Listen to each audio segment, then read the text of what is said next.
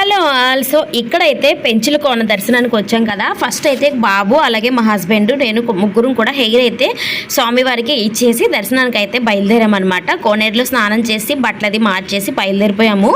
So కొంచెం ఖాళీగానే ఉందండి, పర్లేదు.